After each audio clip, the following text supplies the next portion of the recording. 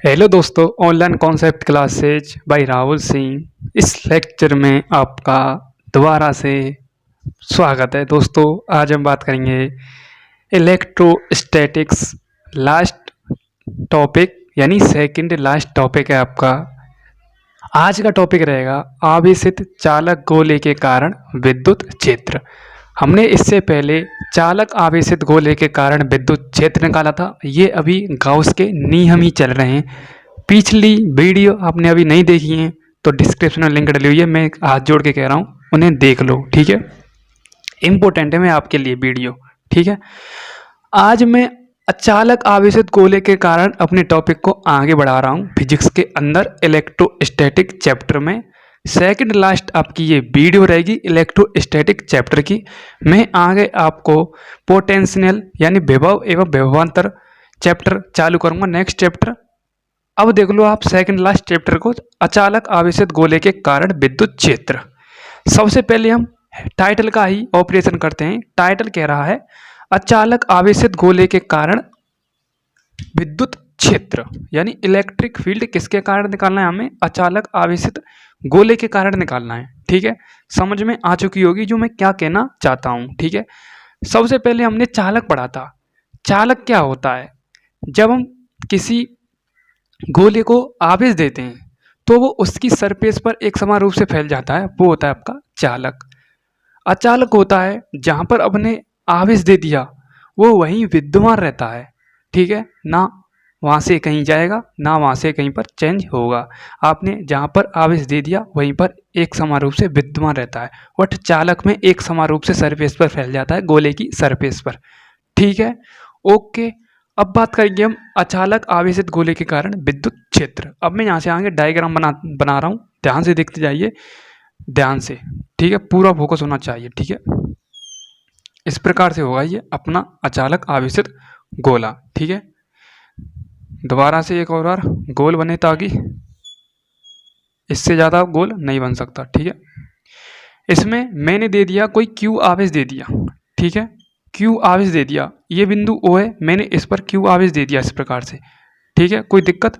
या मैं plus Q आवेश लिख दूँ, कोई दिक्कत? मैं प्लस क्यू कर दूँ, ठीक है। कोई दिक्कत आपको होनी नहीं चाहिए, ठीक है। मैंने क्यू आवेश दे दिया इसको बाहर से, ठीक है। ये यहीं पर रहेगा विद्यमान एक ही जगह पर। यदि चालक होता तो इसकी सरफेस पर देते हम, इसकी सरफेस पर एक समान रूप से फैल जाता। ये डिफरेंस है चालक और अचालक में। ओके, आपको कोई दिक्कत मेरे हिसाब से नहीं होनी चाहिए। इसे समझाने के लिए मैंने पूरा एफर्ट लगाया है, पूरी कोशिश की है।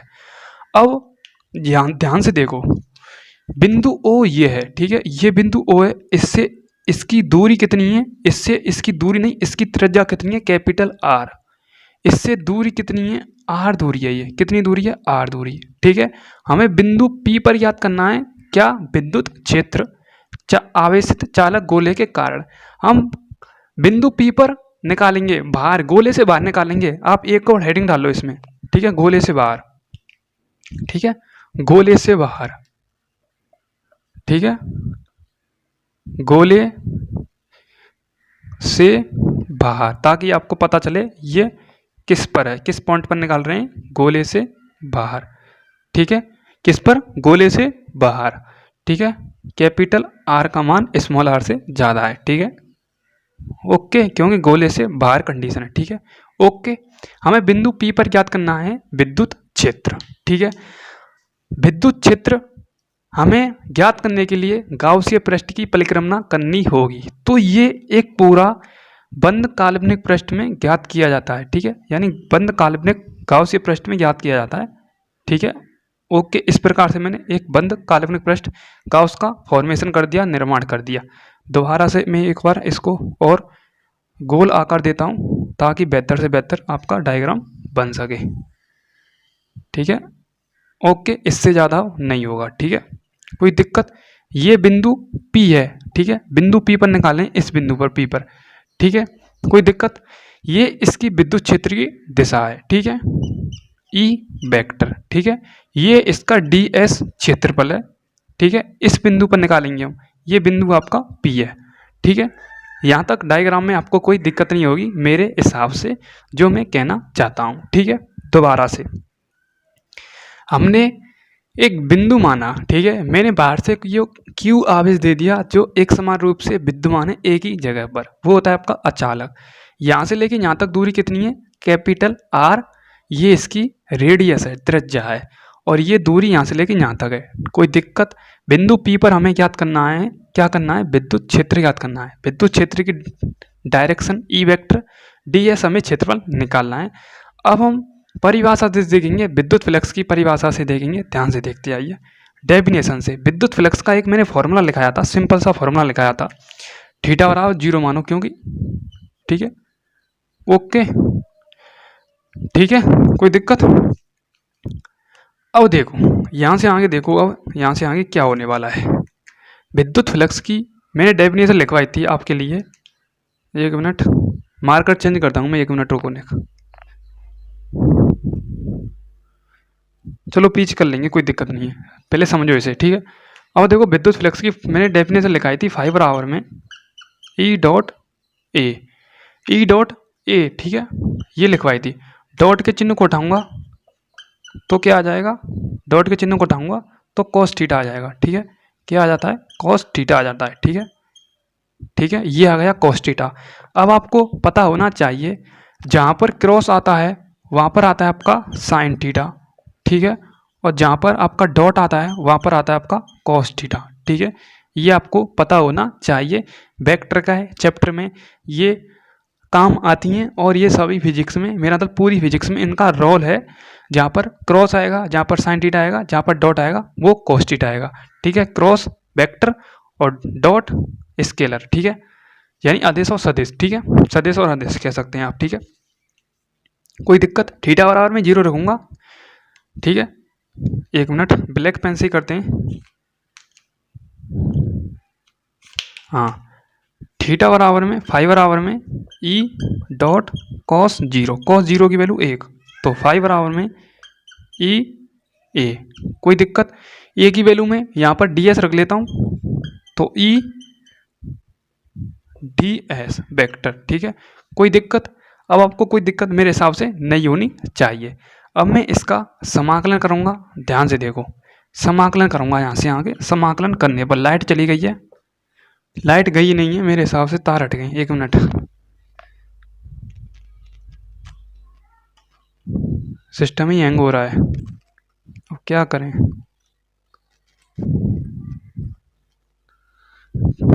ठीक है, चलो रेगुलर करते हैं यहाँ से आगे, समाकलन करेंगे हम यहाँ से आगे, ध्यान से देखो, समाकलन करने पर थोड़ी दिक्कत आएगी, यहाँ पर आपको समाकलन करेंगे तो 5 बराबर में 0 से लेके 4 पाई आर स्क्वायर, ठीक है, क्योंकि गोले का क्षेत्रफल होता है 4 pi are square D S, कोई दिक्कत? कोई दिक्कत आपको मेरे हिसाब से नहीं होनी चाहिए, ठीक है। ये क्या है, आपका कांस्टेंट वैल्यू है, ये बाहर निकल के आ जाएगी, ठीक है, ई आपका कांस्टेंट है, कांस्टेंट मानो इसे आप, तो ये बाहर निकल के आ जाएगी, ठीक है, 0 से लेके 4 पाई आर स्क्वायर, ठीक है, डी एस वेक्टर, कोई दिक्कत? कोई दिक्कत आपको मेरे हिसाब से नहीं होनी चाहिए। तो ये हो जाएगा आपका E into 4 pi are square, इसका कोई क्षेत्रफल, इसका कोई समाकलन नहीं होगा डी एस वेक्टर का, ठीक है, इसलिए डायरेक्ट ई का गुणा 4 पाई आर स्क्वायर से हो जाएगा। यदि यहाँ पर वैल्यू होती, 1-2 वैल्यू होती तो चेंजिंग आ जाती, यहाँ पर 0 वैल्यू है, इसलिए 5 बराबर में E into 4 pi are square, ये आपको एज इट इज यहाँ तक याद रखना होगा। मेरे हिसाब से ये आपको समीकरण नंबर फर्स्ट याद रखना होगा, ठीक है। अब आप इसमें करेंगे गाउसीय पृष्ठ की परिकल्पना, ध्यान से देखो, गाउसीय पृष्ठ की परिकल्पना करेंगे, यहाँ पर लिख देता हूँ मैं, गाउसीय पृष्ठ से, गाउसीय पृष्ठ से, ठीक है, गाउसीय पृष्ठ का फॉर्मूला होता है 5 बराबर में क्यू अपॉन में एप्सिलॉन नॉट, या सिग्मा क्यू भी लिख सकते हैं हम इसे, कोई दिक्कत नहीं है, या क्यू भी लिख सकते हैं, ठीक है, कोई दिक्कत नहीं है, ठीक है। ये हो गया आपका समीकरण नंबर सेकंड, ठीक है। अब मैं समीकरण सेकंड और फर्स्ट को इक्वल रखूंगा, ध्यान से देखो, समीकरण फर्स्ट व सेकंड से, ठीक है।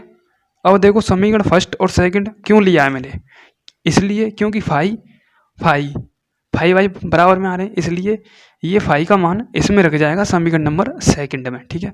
तो क्या आएगा आपका E into 4 pi are square बराबर में क्यू अपॉन में एप्सिलॉन नॉट। ठीक है, हमें याद करना है विद्युत क्षेत्र, इसलिए हमें ये वैल्यू याद करनी है ई। ठीक है, ई की वैल्यू निकालनी है हमें, तो ई बराबर में आ जाएगा आपका ये गुणा में, तो मल्टीप्लाई में चले जाएगा नीचे, तो क्यू अपॉन में सिग्मा मेरा मतलब क्यू अपॉन में एप्सिलॉन नॉट इनटू में क्या आ जाएगा 4 पाई आर स्क्वायर। ठीक है, अब आपको एक अंदाजा मेरा मतलब ध्यान आ रहा होगा, 4 पाई एप्सिलॉन नॉट का मान कितना होता है, 1 अपॉन में 4 पाई एप्सिलॉन नॉट का मान होता है, ये होता है के का मान होता है, के का मान होता है। ठीक है, इसलिए ई बराबर में मैं इसे 1 अपॉन में 4 पाई एप्सिलॉन नॉट लिख दूं, इनटू में क्यू का गुणा ऊपर है और आर का गुणा नीचे है। ठीक है, इसका मान कितना हो जाएगा, इसका मान हो जाएगा के, ये के का मान है ना, है कि नहीं के का मान, बिल्कुल के का मान है ये। ठीक है,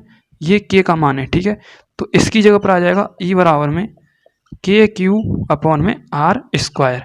यही होता है अचालक आवेशित गोले के कारण विद्युत क्षेत्र में फर्स्ट गोले के बाहर बिंदु पी पर विद्युत क्षेत्र का फॉर्मूला ई बराबर में के क्यू अपॉन में आर स्क्वायर। ये सेम चालक में था। ठीक है, सेम डेरिवेशन है, आप इसको एक बार देखें और समझें। ठीक है, देखो दिक्कत आपको कुछ भी नहीं आएगी यदि आपका पिछला कॉन्सेप्ट बिल्कुल इजी मेरा समझ में आ चुका होगा। विद्युत फ्लक्स का, विद्युत फ्लक्स मैंने आपको बिल्कुल समझाया था, जब किसी पृष्ठ को विद्युत क्षेत्र में रखा जाता है तो उस पृष्ठ से गुजरने वाली विद्युत बल रेखाओं को विद्युत बल रेखाओं को विद्युत फ्लक्स कहते हैं। ठीक है, ये मैंने पहले करा दिया है। ठीक है, मैंने कुछ नहीं विद्युत फ्लक्स का फॉर्मूला यूज किया है, एक ही जगह पर मैंने डॉट हटाया, cos थीटा लगा दिया, एक ही जगह पर मैंने ds वेक्टर निकाल लिया है, क्योंकि हमें बिंदु P पर चाहिए विद्युत क्षेत्र। ठीक है, उसके बाद मैंने समाकलन किया है, समाकलन मैंने 0 से लेकर 4 पाई आर स्क्वायर किया है, और कुछ नहीं है, ई कॉन्स्टेंट है, ई मैंने बाहर निकाल लिया है, तो 5 बराबर में E into 4 pi are square आ गया। मैंने इसको नाम दे दिया समीकरण नंबर फर्स्ट, और गाउसीय पृष्ठ से मैंने हल किया है 5 बराबर में क्यू अपॉन में एप्सिलॉन नॉट। ये होता है गाउसीय पृष्ठ का फॉर्मूला, सिंपल फॉर्मूला, ये मैंने डेरिवेशन भी कराया था। ठीक है, समीकरण फर्स्ट और सेकंड से मैंने फाई का मान इसमें रख दिया, तो फाई का मान इसमें रख दिया है, इसलिए मुझे चाहिए विद्युत क्षेत्र चाहिए मुझे। ठीक है, तो विद्युत क्षेत्र ई का मैंने मान निकाल लिया है, ई बराबर में के क्यू अपॉन में आर स्क्वायर। ये मैंने निकाल लिया किसके कारण, बिंदु पी पर यानी गोले से बाहर। ठीक है, अब मैं निकालूंगा गोले की सतह पर। ठीक है, एक बार स्क्रीनशॉट लें जल्दी से जल्दी। ठीक है, ठीक है, स्क्रीनशॉट ले लिया होगा आपने। देखो गोले की सतह पर निकालूंगा, ध्यान से देखो, बिल्कुल छोड़ दो फिगर है, छोड़ दो आप गोले की सतह पर फिगर को छोड़ दो, फिगर से आपको कुछ नहीं करना है। ठीक है, ठीक है, कुछ नहीं करना है, गोले की सतह पर निकालेंगे तो आर की जगह पे, स्मॉल आर की जगह पर कैपिटल आर रखना है, ईजी वैस समीकरण नंबर थर्ड से। ये आपको समीकरण नंबर थर्ड हो गया, ये फर्स्ट हो गया, ये सेकंड हो गया, ये थर्ड हो गया, तो समीकरण 3 से, समीकरण 3 से, समीकरण 3 क्या कहता है, के बराबर में काय को ई बराबर में के क्यू अपॉन में स्मॉल आर की जगह पर कैपिटल आर का और स्क्वायर हो जाएगा, सिंपल। ये हो गया आपका समीकरण नंबर 4। ठीक है, ये किसके कारण हो गया, ये हो गया गोले के सतह पर, किस पर, गोले की सतह पर। ठीक है, गोले की सतह पर हो गया है। ठीक है, सिंपल, एक बार इसका भी स्क्रीनशॉट लें जरूर।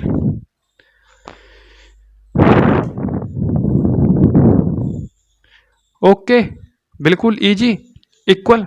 ठीक है, दिक्कत नहीं कोई, एक बार पूरे का स्क्रीनशॉट लें। अब मैं निकालूंगा गोले के अंदर, इसका डेरिवेशन बहुत ही लेंथी है, बहुत ही बड़ा डेरिवेशन है।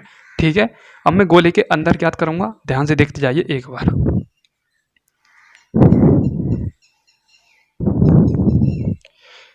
ये पार्ट तो यहाँ तक सेम चलेगा। ठीक है, यहाँ से आगे थोड़ा चेंज हो जाएगा और कुछ नहीं है। ठीक है,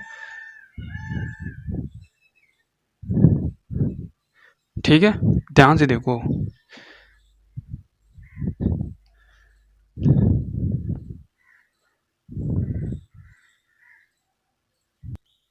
स्क्रीनशॉट ले लिया होगा। अब मैं निकालूंगा गोले के अंदर, ध्यान से देखो एक बार।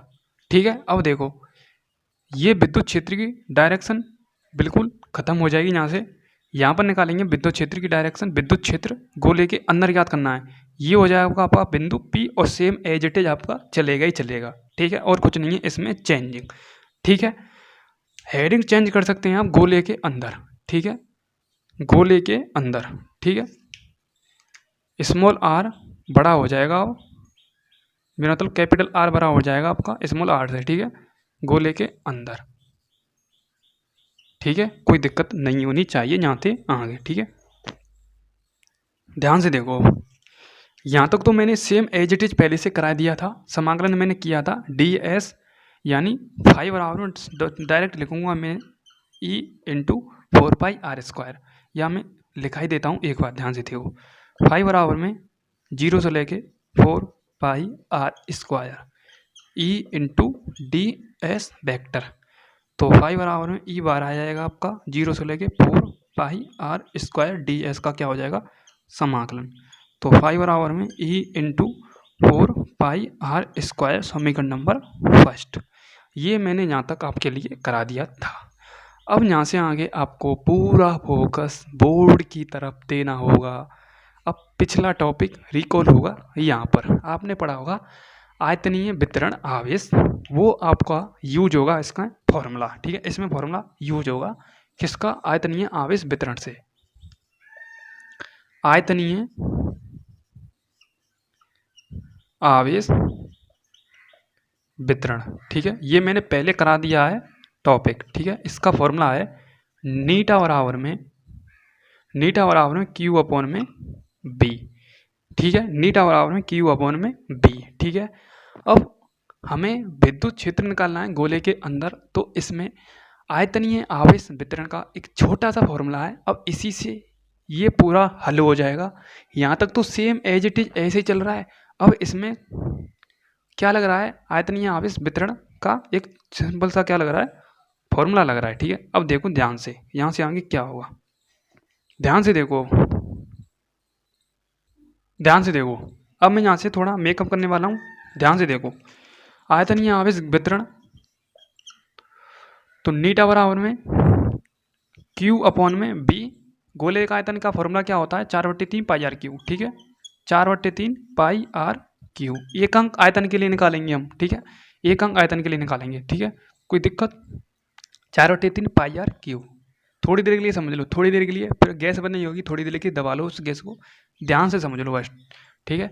इसको मैं समीकरण नंबर सेकंड मान लूँ, ठीक है, कोई दिक्कत। अब हमें निकालना है क्यू डैश निकालना है, तो क्यू डैश का मान कैसे निकालेंगे, अब यहाँ से आगे आपको गैस जरूर बनेगी। हमें निकालना है क्यू डैश, तो दोबारा से मैं इसको फॉर्मूले को दोबारा लिख रहा हूँ, तो नीटा बराबर में क्यू डैश अपॉन में बी, कोई दिक्कत। इसे मैं समीकरण नंबर 3 मान लेता हूँ, कोई दिक्कत।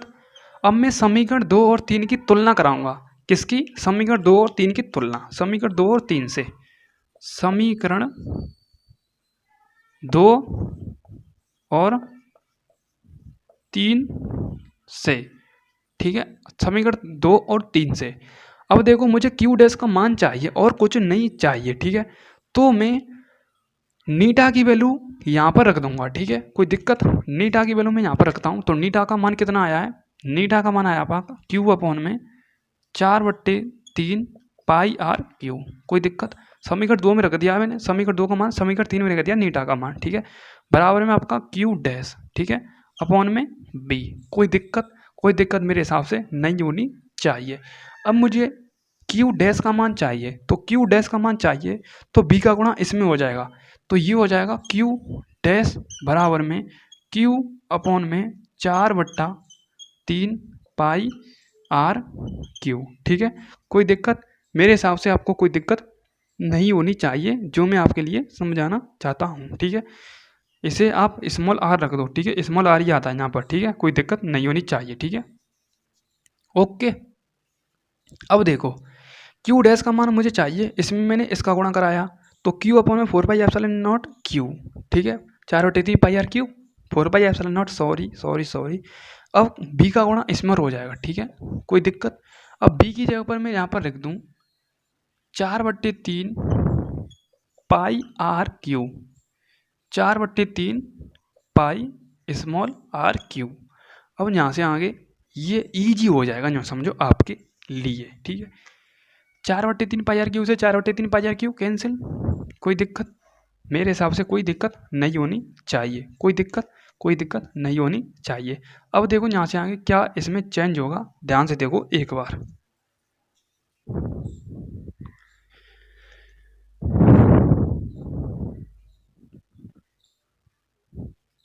ठीक है, अब देखो जो बचा उसे हम उतार लेते हैं। ठीक है, क्यू डैश बराबर में, इसे मैं ऐसे क्यू लिख देता हूँ, कोई दिक्कत नहीं, ऐसे भी लिख दो ऐसे भी लिख दो, कोई दिक्कत नहीं है। अपॉन में आर क्यू और स्मॉल आर क्यू और बटे कैपिटल आर क्यू। ठीक है, कोई दिक्कत आपको मेरे हिसाब से नहीं होनी चाहिए। अब एक बार आप स्क्रीनशॉट लें जब मैं आपको आगे समझाऊंगा। ठीक है,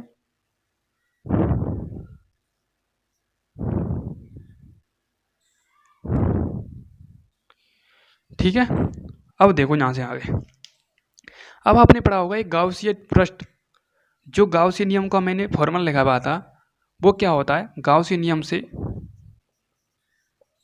गाउसीय नियम का फॉर्मूला लगाया था मैंने, फाइव बराबर में क्यू अपॉन में एप्सिलॉन नॉट। हम इसे थोड़ी देर के लिए क्यू डैश मान लें, कोई दिक्कत आपको नहीं होनी चाहिए। ठीक है, अब इस क्यू डैश का मान मैं इसमें पुट कर दूं, कोई दिक्कत नहीं होगी आपको। ठीक है, एक मिनट,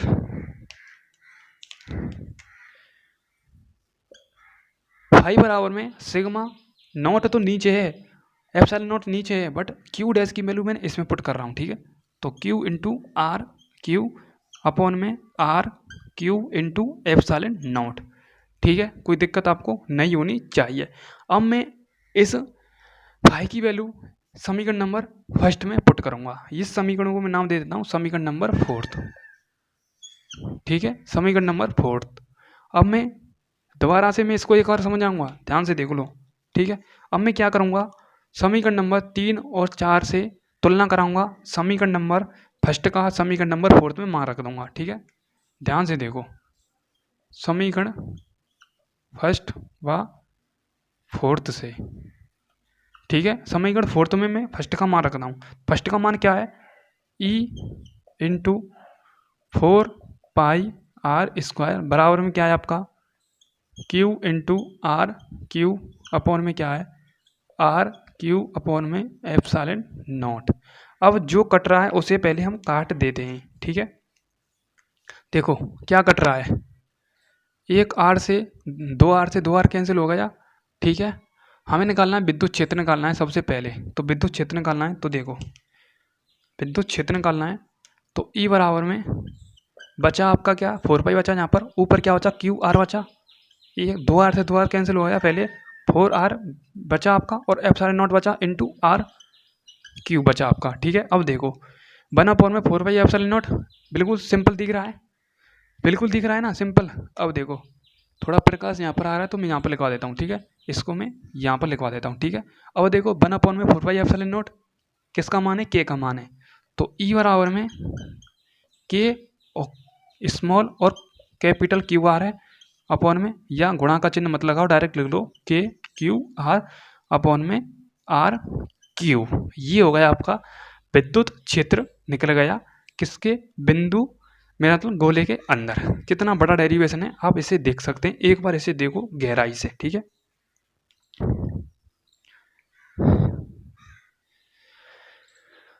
अब मैं इसको एक बार समझा रहा हूँ, ध्यान से देखो। हमने एक गोले के अंदर तो ज्ञात कर लिया है, अब एक बार मैं इसको रिकॉल कराता हूँ। देखो हमें बिंदु मतलब गोले के अंदर चाहिए, तो गोले के अंदर बिंदु पी पर चाहिए विद्युत क्षेत्र चाहिए, डीएस क्षेत्रफल वहीं की वहीं रहेगा।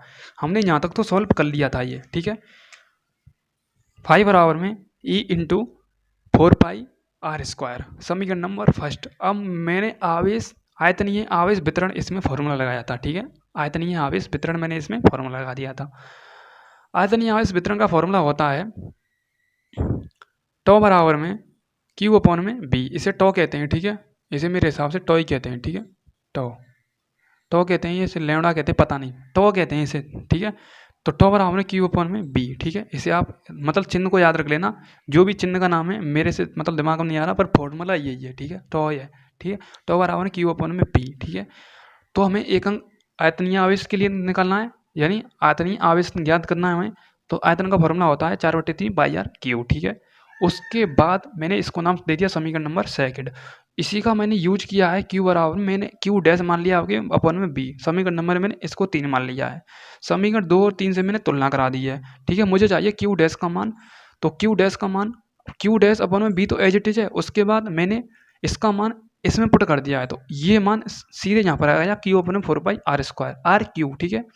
ठीक है, मुझे चाहिए क्यू डैश का मान चाहिए, तो क्यू डैश अपॉन में क्यू अपॉन में इससे ये कट जाएगा, बचा आपका क्या क्यू डैश बराबर है q into are Q upon में कैपिटल आर क्यू, ठीक है। उसके बाद गाउसियन नियम से मैंने इसमें मतलब गाउसियन नियम यूज किया है। गाउसियन नियम का फॉर्मूला होता है क्यू अपॉन में एप्सिलॉन नॉट, क्यू को मैंने थोड़ी देर के लिए क्यू डैश मान लिया है, ठीक है। तो क्यू अपॉन में मेरा मतलब क्यू अपॉन में नहीं, सांस ले लेने थोड़ी, ये है क्यू नहीं है आपका, ये है फाइव बराबर में क्यू इंटू आर क्यू, क्योंकि क्यू डैश की value Q into are Q upon में कैपिटल आर क्यू दे रखी है और पहले से एप्सिलॉन नॉट इसमें मौजूद है। इसको मैंने समीकरण नंबर 4 मान लिया है। अब मैंने समीकरण फर्स्ट और फोर्थ से तुलना कराई है। फाइव की वैल्यू मैंने समीकरण नंबर 4 में रख ली है, तो फाइव की वैल्यू क्या है, फाइव की वैल्यू है ए इंटू 4πr²। देखो 2r से 2r कैंसिल हो गया, बचा आपका r बचा एक वहाँ पर। हमें चाहिए विद्युत क्षेत्र चाहिए, तो हमें विद्युत क्षेत्र चाहिए ओनली 4π का गुणा मैंने इसमें करा दिया, एप्सिलॉन नॉट पहले से मौजूद है और आर क्यू मौजूद है, ऊपर आपका q इंटू एक r बचा, ठीक है। उसके बाद बना पर में 4π एप्सिलॉन नॉट, 4π एप्सिलॉन नॉट का मान क्या होता है, k होता है, k का मान होता है, तो e बराबर में k क्यू आर पहले से मौजूद है और कैपिटल आर क्यू पहले से मौजूद है, इसलिए e बराबर में k capital q small r बट्टे आर क्यू। यह है हमारा गोले के अंदर विद्युत क्षेत्र का फॉर्मूला, ठीक है। ये हुआ आपका पूरा संपन्न डेरिवेशन बिल्कुल फिनिश, ठीक है। आपको समझ में आ चुका होगा, मुझे पूरी उम्मीद है। एक बार स्क्रीनशॉट जरूर लें।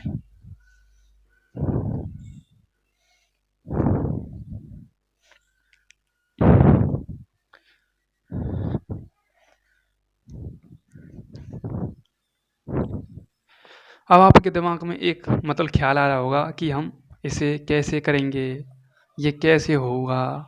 ये होगा मेरे भाई प्रैक्टिस से, ठीक है, ये होगा प्रैक्टिस से। अब मैं एक आपके लिए थोड़ी मोटिवेशन की लाइन सुनाना चाहता हूँ, जो आपको शायद मोटिवेट करे या ना करे वो आपके ऊपर डिपेंड करता है। देखो 4 लाइन की मतलब मोटिवेट लाइन है, ध्यान से सुनना। जो खो गया, मेरा मतलब जो हो गया उसे सोचा नहीं करते, जो आपसे हो गया उसे सोचा नहीं करते, और जो आपको मिल गया उसे खोया नहीं करते। जो आपसे हो गया उसे सोचा नहीं करते, जो आपसे मिल गया उसे खोया नहीं करते। सफलता भी उन्हें हासिल होती है जो वक्त और हालात पर रोया नहीं करते, ठीक है। ओके, ये आपको मोटिवेट करे या ना करे, मुझे मतलब मोटिवेट करेगी, मेरे को उम्मीद है शायद, ठीक है। जहाँ तक मोटिवेट करेगी, जो आपसे हो गया उसे सोचा नहीं करते, जो आपको मिल गया उसे खोया नहीं करते। सफलता उन्हें ही हासिल प्राप्त होती है जो वक्त और हालात पर रोया नहीं करते, ठीक है। एक बार इसकी नोट जरूर लें।